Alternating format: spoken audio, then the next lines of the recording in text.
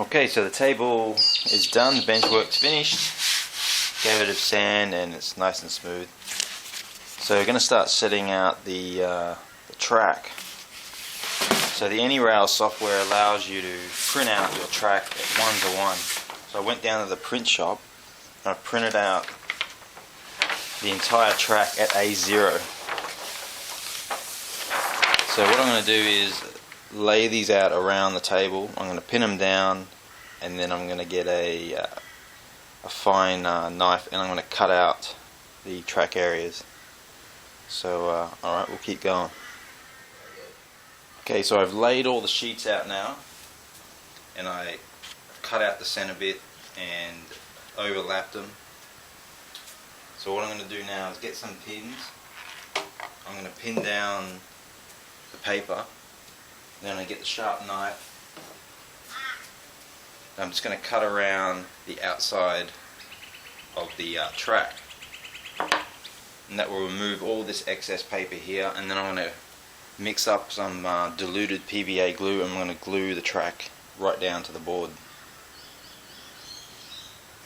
So the reason why I'm actually going through this process is the radius corners down here, I want them to be nice and flowing, and this allows me to, when I lay my flex track down, it's going to allow me to get a nice even corner, which will be nice and neat.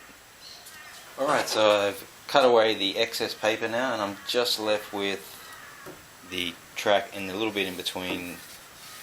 This paper in between should eventually get covered with either scenery or the ballasting. I did notice that I have a slight gap here where the paper didn't join up properly, and I suspect that my table is slightly out of square, and but so far pretty good. So I've used these little pins to pin it down, and now I'm going to mix up my my PVA glue 1:1 mix, and we're going to glue it straight down to the board. So I want it to bond completely with the board, so I won't have any trouble of it pulling up later on. Alright, so I got my 1:1 water and PVA glue mix here.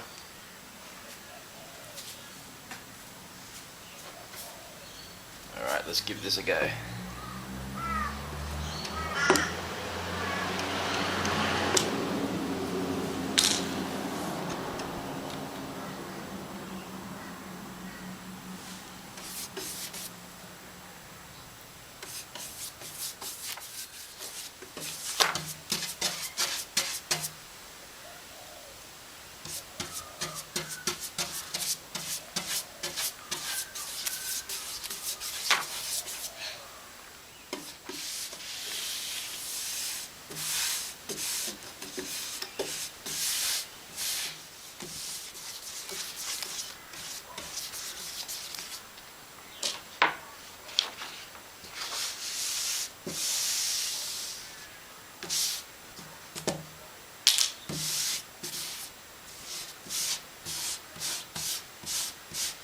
Getting some air bubbles coming through here, but it's not too bad.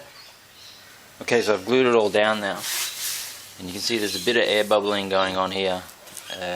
The water, the 1:1 water and PVA, probably not working out the best. I think the water is making the paper expand, and that's why I'm ending up with this problem.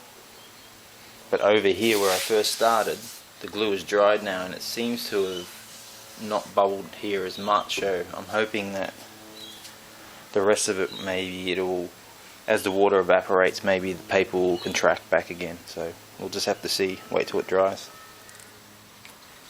Okay, so the glue is dried now, and sections of this were actually quite wrinkly and bubbly, but they seem to have contracted back down to reasonably flat.